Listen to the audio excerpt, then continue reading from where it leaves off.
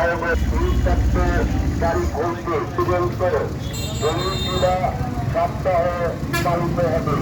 সুস্থ সময়কালে সিরাজ বিকাল উপজেলা সিরাজ বিকালের সকল ক্রীড়া প্রার্থীগণ ক্রীড়াটি গ্রহণ করেন আমন্ত্রিত।